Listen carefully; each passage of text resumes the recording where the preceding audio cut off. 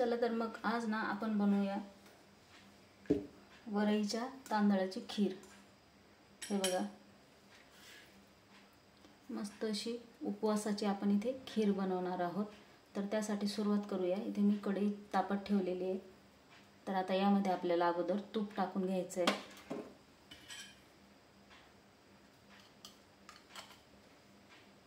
इथे तूप टाकून घेतलंय मी।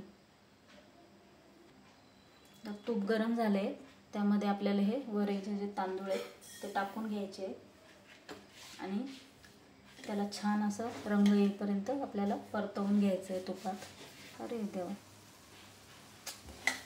तर आता हे बघा, मस्तपैकी इथे आपले वरईचे तांदूळ जे आहेत ते छान असे भाजलेले आहेत। बघा, छान प्रकारे जर आपण भाजून घेतलं ना तर काय होते, आपली खीर जी ती मस्त अशी खमंग लागते आपल्याला चवीला। तर आता इथे ना आपल्याला गरम पाणी टाकायचं आहे। तर यामध्ये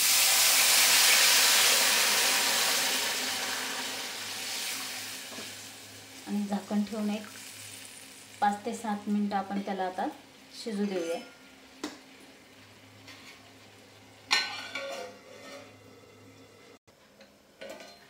तर हे बघा, तांदूळ जे आहेत ते आपले आता छान असे शिजलेले आहेत। हे बघा, मस्त असे शिजलेत आता तांदूळ। तर आपल्याला आता काय करायचं आहे, यामध्ये ना साखर टाकून घ्यायची आहे। तर मी इथे पाव वाटी साखर घेतलेली आहे। पाऊण वाटी मी इथे साखर घेतलेली आहे। त्याला व्यवस्थित मिक्स करून घ्यायचं आहे आणि यामध्ये आपल्याला आता गरम दूध टाकून घ्यायचं आहे। तर इथे मी गरम दूध टाकून घेतले।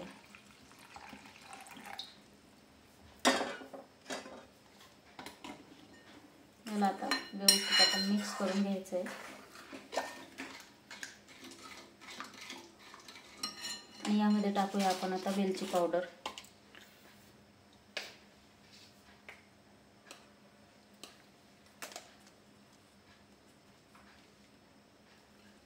वेलची पावडर सुद्धा त्यामध्ये टाकून घेतले मी आता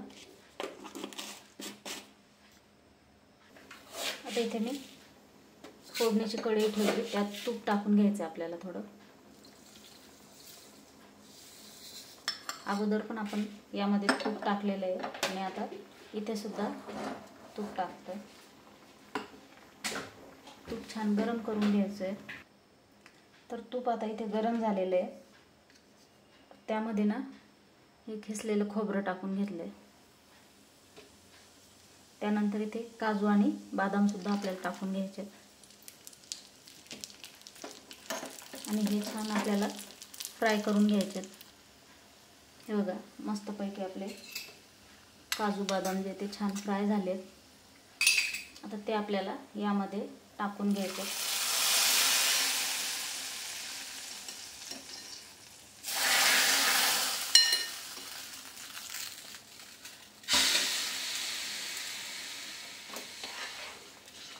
हे बघा, मस्त आपली अशी इथे ना वरईच्या तांदळाची उपवासाची खीर तयार झालेली आहे।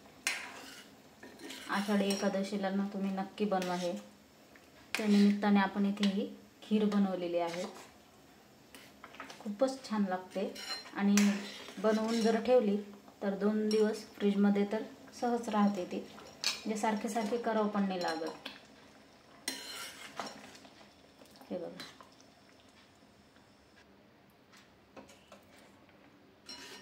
हे बघा, मस्तपैकी अशी इथे आपली खीर जी ती तयार झालेली आहे। यामध्ये आपण आता थोडीशी परत ड्रायफ्रूट टाकून घेऊया।